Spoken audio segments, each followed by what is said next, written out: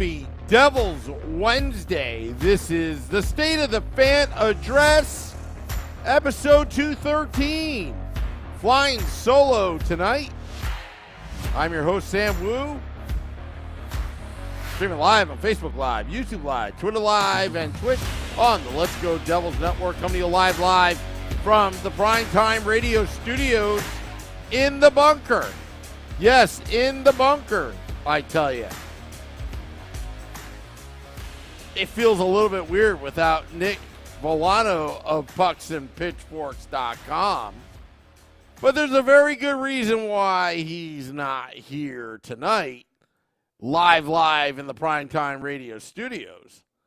But with the magic of technology, I'll tell you, we got Nick on top of the show by phone, our very own Nick Villano of pucksandpitchforks.com and co-host of the State of the Fan Address. Nick, welcome to your podcast as a guest. Yeah, I gotta know. Do I get a lower third? Am I treated like a formidable guest like I was back in the day? Yeah, well, I used a respectable graphic. I basically stole a photo from your LinkedIn account, and okay. I plugged it in. It looks like it was from your wedding. I wasn't sure. Maybe I should have said it was, but I've used that. I spent a lot of money on those photos, so I'm getting as much play out of them as possible. So that's now my headshot.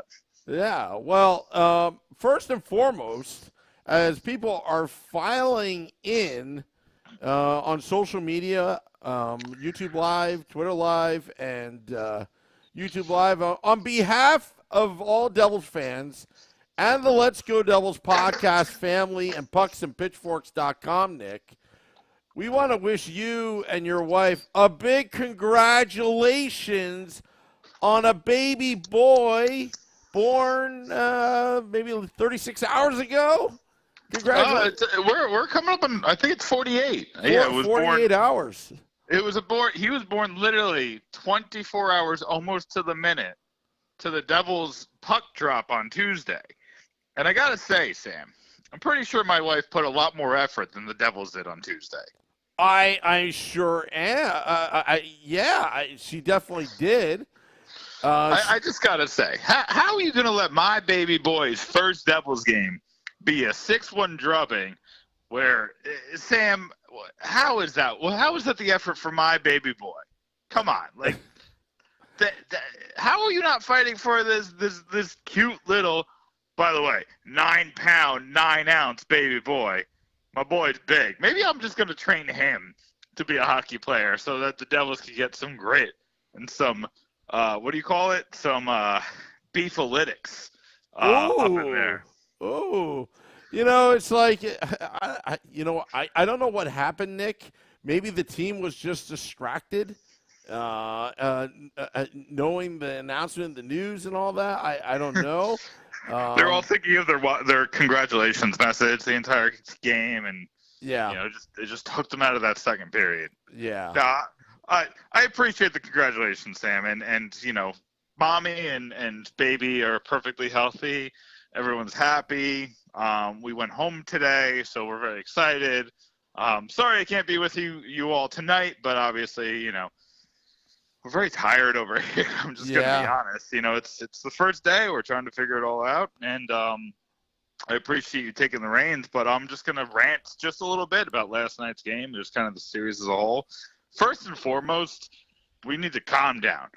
I've seen 40 Jesper Bratt fake trades, and we've lost every single one of them. We're not just going to throw out a 73-point winger because he had a bad playoffs and because we don't like negotiating with him. Let's calm ourselves on that. Maybe we don't pay him 8x8.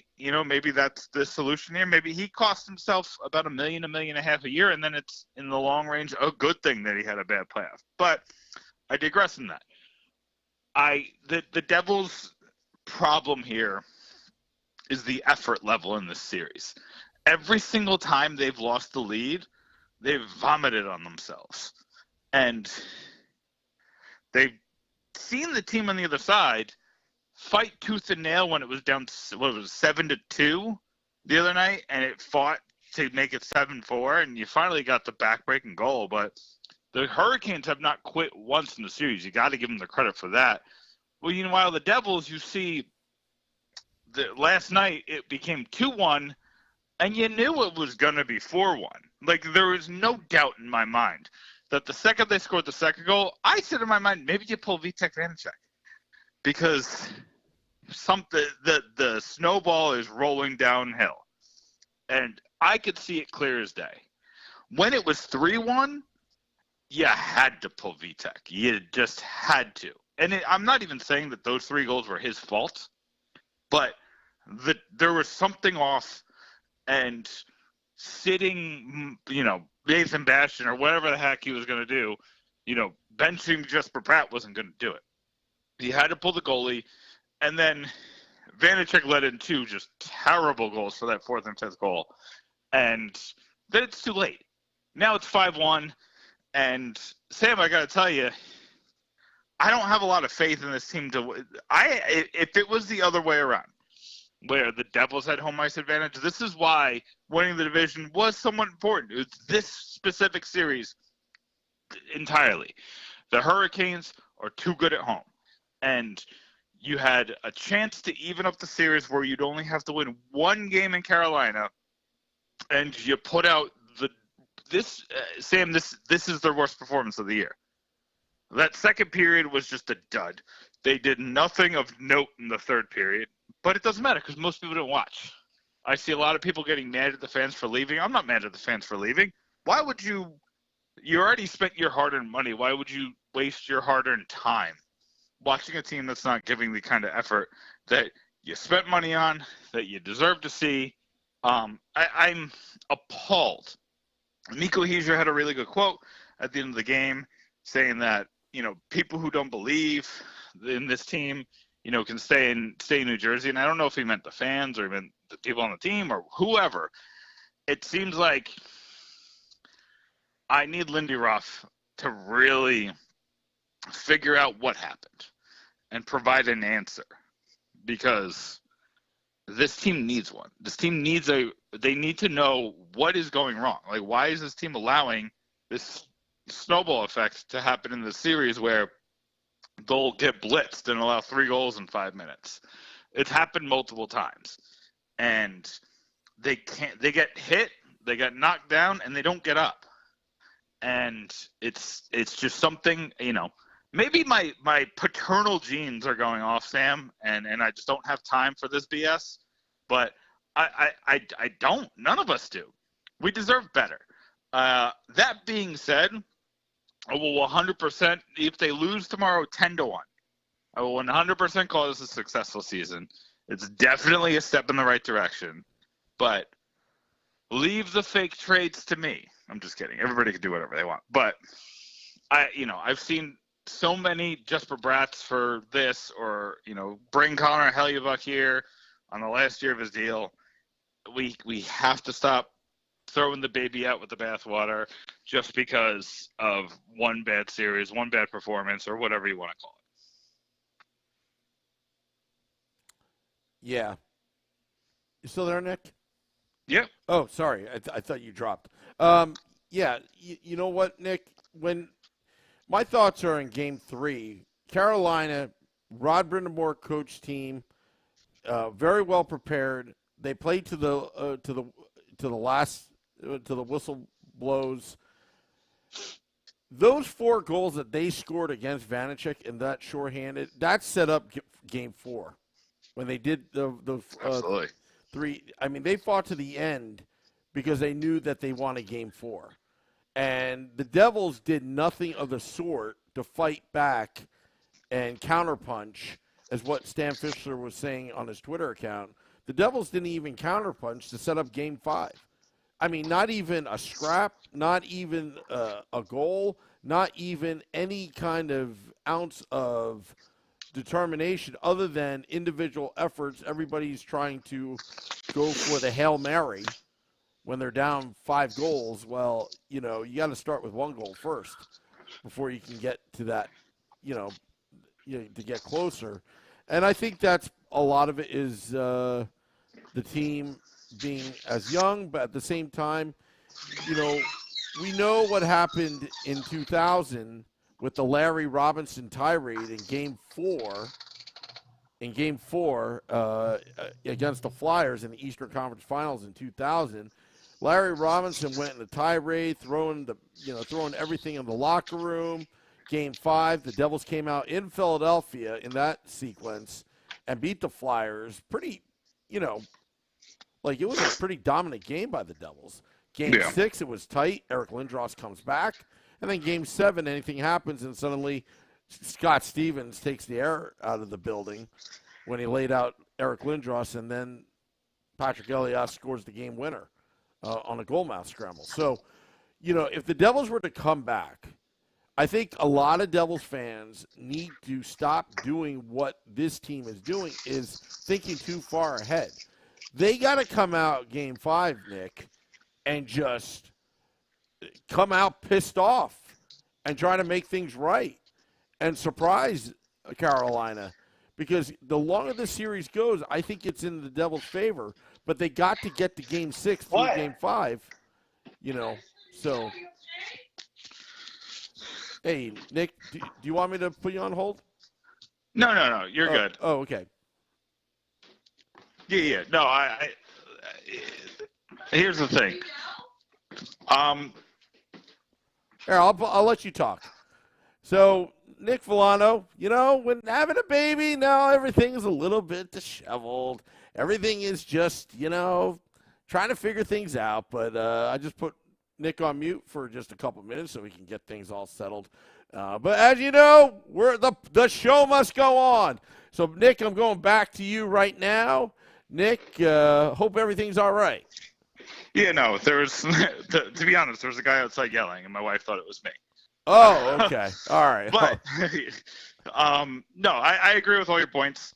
And here's the thing is that, while I'm sitting here not expecting us to win the series, I try to be, like, as realistic as possible. I'm going to watch tomorrow night, root like hell. I hope everybody else out there will do the same thing. There's a fine line between being realistic and quitting on your team, and I'm not quitting on them. I don't, want them to lose, or, I don't know what that fine line looks like, but I'm not sitting here, being like, season's over.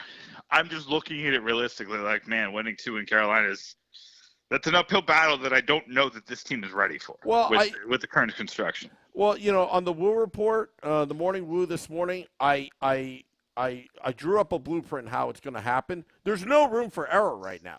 There is absolutely no room for error. So if you're going to win Game 5, you better go out 120% and go right at them the entire time. That's the only way. And literally, just like how Andre Palat willed himself to get that pass to Mikey McLeod, they got to do that the entire 60 minutes in Carolina tomorrow. That's the only way, because if you can get through Game 5, you bring it back home to, I don't know why it's at 4 p.m. Eastern. The Prudential Center site says it's 7 p.m. Eastern. That's Saturday, Game 6. But you're going to have a ruckus crowd at Prudential. And if you can take advantage of that energy and that home ice for Game 6 and push a Game 7, you've got all the momentum on your side, and it will have that snowball effect. And I think the longer the series goes, the Devils may have fresher legs in Game 7 than Carolina at that point with the momentum. That's the only way I can think they could actually pull it off. But it starts with the first shift in Game 5, which nobody can predict how the Devils can come out, because they've been so unpredictable. So one day they look like a dynasty. The next day they look like a dumpster fire looking, tanking for Bedard. That's what they looked like last night. Yeah, and I agree with just about all of that. The one thing I will say is that, the difference is you don't have the leadership that you did in 2000.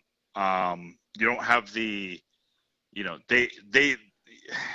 I'm not a big knows how to win kind of guy. That's just not how I evaluate the game. But there's something to be said about how the Lightning won. There's something to be said about how the Avalanche won. There's something to be said about how the Capitals won. I'll be honest, I don't remember the Blues history, but I'm pretty sure that they've made the playoffs prior to winning. So when you look at the past 5, 6, 7 Stanley Cup champions, it started like this. Maybe not with these lopsided victory or lopsided losses, but it starts with a first or second round exit, then a third round exit, and then you finally get to the promised land. When you look at a team like the Rangers, where you try to skip forward, you get what they got, which is a third round exit. Great, everybody's feeling great about themselves, and then a step back. As long as you're stepping forward from here on out, as the Devils, I think you're in good shape. I think as long as you make a progression next year, and nobody wants to wait a full year to see the fruits of those labors. Nobody does. Unfortunately, that's kind of how sports works. One team wins every year. This team made it to the final 8 after having the second overall pick last year. Cool. Love that. Now we have to look at the issues because two things. A, the every other night thing, which I thought would help them, has actually hurt them. I was 100% wrong there in thinking that would help the Devils in the series. The rest really helped Carolina, and the fact that the games are on with only 1 day rest is really just, the Devils have never gotten going. And maybe, I don't know, maybe it's the spotlight of the New York media, because remember, this is the only team that's still in it. The Islanders and the Rangers are out, so now there's more people with eyes on it. Maybe that eye is providing pressure, but the Stanley Cup playoffs brings pressure anyway. Maybe it's getting used to all these things, Sam. Maybe it's understanding what needs to be done, and that it's more of a mental game in the playoffs than it is in the regular season. I can't sit here and tell you that I don't think the Devils are the more talented team in the series. Even with the way that it's been played and the dominance by the Hurricanes, the Devils are undoubtedly the more talented team. I'm talking about this team without Svechnikov and Teravainen and Pacioretty. The Devils are the more talented team. Unfortunately, in the playoffs, talent isn't always what wins out. It's more than that. That's why Michael McLeod is the one who's playing as well as he's playing. That's why you see, a few of those tenacity players kind of step up. That's why you see Martinook dominating the series, because it takes a little bit more than just pure talent to dominate in the playoffs. So the Devils have to figure out why that happened. Is that a roster issue? You look at a team like the Toronto Maple Leafs, that's what you're trying to avoid if you're the Devils. Building this dynastic roster with no results. And Toronto never really addressed why. They thought they were. They got Wayne Simmons. They got Mark Giordano. They got, all these players that they thought were going to fix the major issues, but it never really worked. And the Devils have to figure out, is it a roster issue? Is it an experience issue? Maybe it's a goaltending issue? I don't think that's what it is, but those are the kinds of questions you have to ask. How large of an issue is this? Is this something that can be fixed internally? Like maybe, is it a coaching issue? Again, I don't think there's any chance in heck they're going to make a coaching change from Lindy Ruff. But, maybe they'll talk about the system in place. Is this a system that could win in the playoffs? Is this an adjustment? You remember, Lindy Ruff changed his entire offense in games 1 and 2 against the Rangers, and it did not work because his team did not know how to play that style of hockey. They changed back to their own system, and they beat the Rangers. I don't know if that's the kind of, maybe it's like, is that the kind of system that's going to beat the Hurricanes? So these are all the questions that they're going to ask themselves this offseason if they lose tomorrow or if they lose on Saturday, if they lose on Monday. Either way, you got to love this season as a whole. Franchise record in wins, franchise record in points, Selke Trophy nominee, Ted Lindsay, the Ted Lindsay, no, not Ted Lindsay, the Lady Bin, the Lady Bin nominee for Jack Hughes, Jack Adams nominee for Lindy Ruff, You finally saw, why Dougie Hamilton got the contract he did. You're seeing all the hype build around Nico Hischier and Jack Hughes. And, you see some great things out of Luke Hughes. You're going to get Simon Nemeth next year. It's coming, but you got to figure out, is this a winning formula in the playoffs? And, that's a question that we'll tackle in the offseason. But for now, root like hell tomorrow. Hope to goodness that this team can put up a fight. If you lose 3-2 in overtime, dang, that stinks. But put up the damn fight and make it worth it for us to spend our time and money on this team. Yeah. And, Nick, before we let you go, we can't let you go without one stupid question. So I'm going to ask you a stupid question because you're a media guy. Why is this game at 4 p.m. Eastern on Saturday, Game 6, if necessary, instead of 7 or 8 p.m.? Is that the confirmed time? That's what I'm hearing. My buddy got an email from the Devils that it was 4 p.m. Okay. So the only thing I think of, Sam, and this is I'm pulling this out of nowhere. Yeah. There was already an event planned for Saturday afternoon at the Prudential Center that they had to cancel. So maybe you already had your concession workers, your ticket workers, and everybody's preparing to work at that time. And then maybe that just makes life easier for everybody. So maybe the Devils told the NHL, we're already planning for this time. So to stagger the schedule, we'll keep that time. Again, I don't have any inside info, but that would be my guess, educated guess. I thought TV ruled all. That's why I asked. I thought maybe, was it better ratings at that time? I had no idea. And in that case, I don't think that they're expecting very good ratings out of this Devils-Carolina series. Why would you? Every game has been a blowout and has been garbage. Yeah. You'd much rather put the Leafs at that time. You'd much rather put Vegas at that time. Seattle, is playing. These are, Seattle and Dallas are probably getting much better numbers than Devils-Carolina are right now. So, that also has something to do with it. Yeah. Okay, no, that's my stupid question of the day because I thought maybe it was kind of a TV thing. I was like, that's kind of dumb. I would put it at 7 to 8 o'clock. But that totally makes sense because right now, whatever that event is in limbo. They're going to be watching Game 5 to see if they're actually going to – that's terrible for them. But, I'm sure they were kind of forewarned before they held that date that there is always that remote possibility, Yeah. Yeah. Yeah, I mean, it stinks. It's just, just how it worked out. Yeah. Yeah. Well, Nick, again, congratulations on behalf of the Let's Go Devils podcast family and the fans and all that. We're getting some congratulations in the YouTube Live and Facebook Live and Twitter Live. Just to get some sleep. Yeah. So it's time for bed. Yeah. 9 o'clock. Yeah. All right. Thanks, Sam. And make sure everybody goes to pucksandpitchworks.com. We're still putting out articles, guys. But, yeah, thanks, Evan. Have a great night. Yep. Thanks, Nick. That is Nick Villano of pucksandpitchforks.com, my co-host of the State of the Fan Address, going solo today. Nick with the baby boy, a new New Jersey Devils fan. Boy, that's great. There are more Devils fans on this earth as of 48 hours ago. Assuming that that will happen, I'm sure Nick Villano will have a pretty big say in that. But we are talking about the art of the comeback. You have to stop thinking we need to win 3 in a row with Carolina.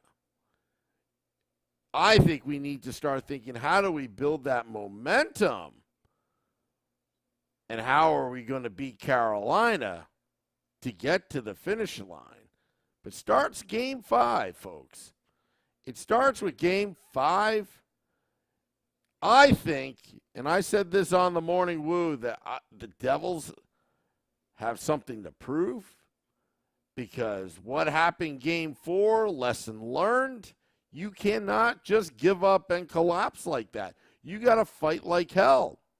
Game 3, Carolina Hurricanes didn't give up. They kept motoring on, knowing that there will be a Game 4 and putting the pressure on the Devils, even though they lost badly in Game 3. And you see how it is a 7-game series. The series is far from over, people.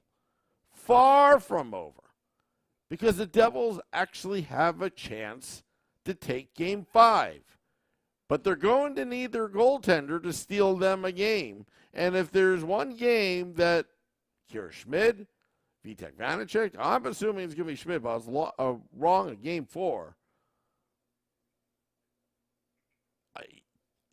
Now is the time. You got to get through this Game 5. And you're going to have to fight like hell every second of that game because you know a Rod Brindamore team will be doing the same exact thing. You don't want to get walked over. The forecheck has been very disruptive. The breakout passes from the Devils' blue line, from their D-men, Game 4 have been awful. They couldn't get anything started because the passes weren't there. That's how good the Carolina Hurricanes are with their pressure, with their forecheck. So you're going to have to get speed through the neutral zone.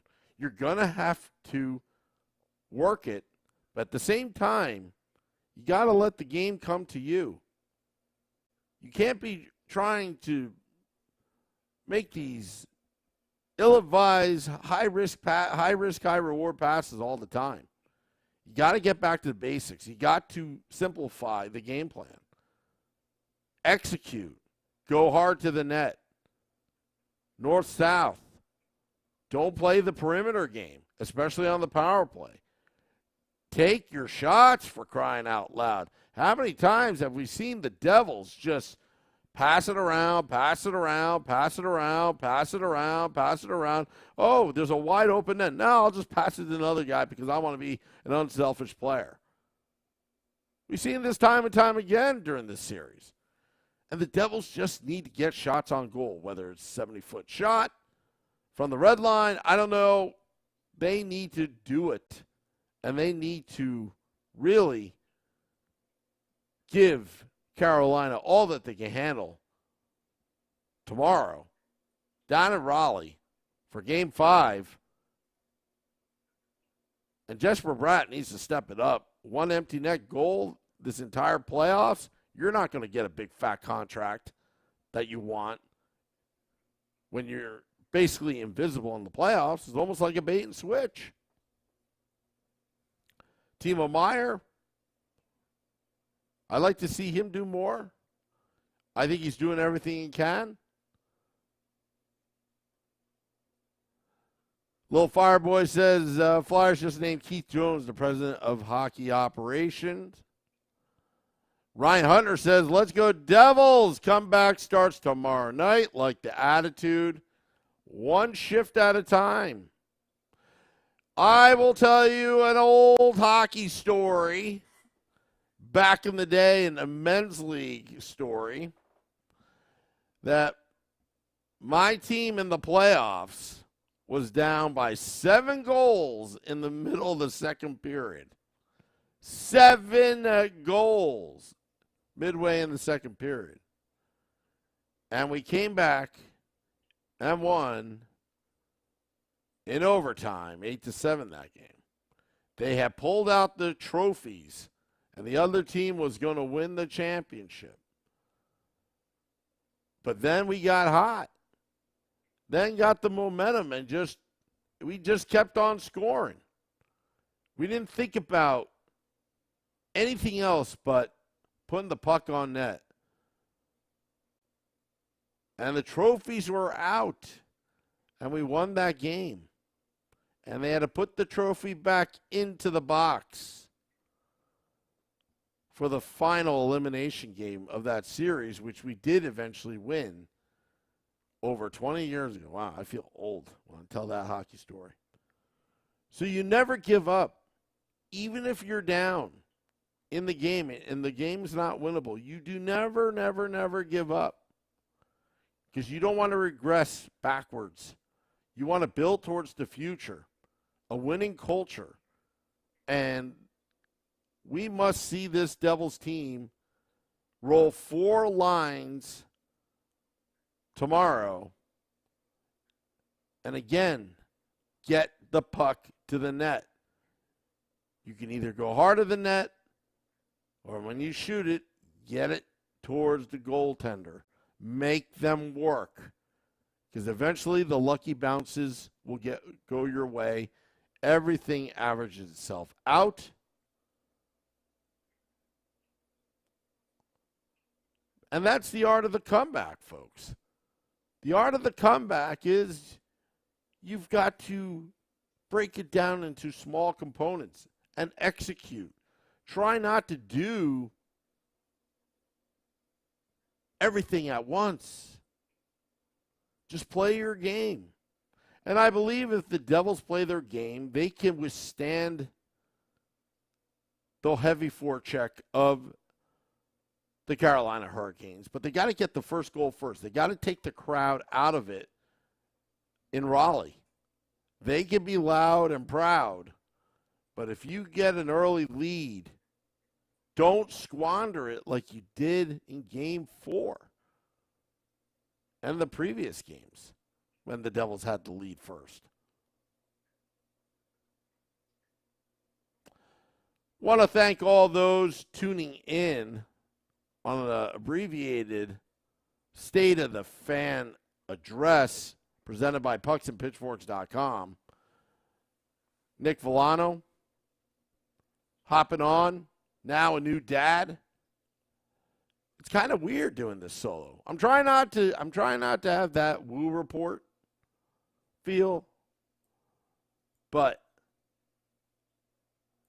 just a little weird without Nick. Glad to have him on, at least by phone. He's going to be busy man with no sleep. Nah, I complain that I don't get enough sleep. I feel sleepy right now. Anyway. So go to pucksandpitchforks.com. Got some great articles. How Devils went from second overall to banner season. Looks like a great article. And more. Goaltending. Everything else. pucksandpitchforks.com. Again, I want to thank all those tuning in to this podcast, dropping the podcast at midnight.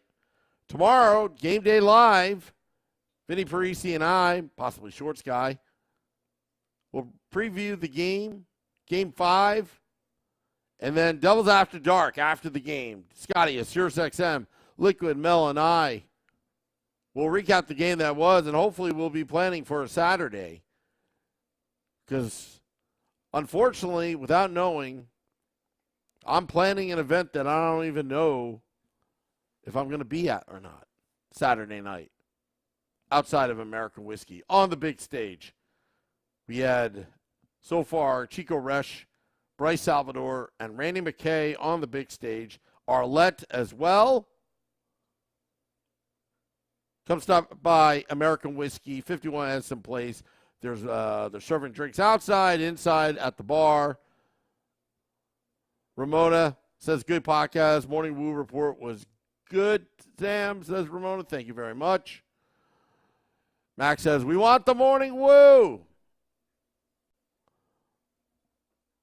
Hey, those that don't have tickets on for Saturday, well, actually, let me not jinx it. We'll talk about it a little bit on Devils After Dark tomorrow. Thank you. Going to hit the music soon. Going to get out of here. But, yeah, last night was awesome. Getting to meet Randy McKay, a childhood idol that I followed. He was just a tough guy. Loved to fight. Make his team better. Gave it that 120%. Now, Randy McKay had that hockey grit, that intangible that the Devils need right now. But the Devils are going to have to figure it out and gut it out. We know what's in there. Jack Hughes fighting. Game 3.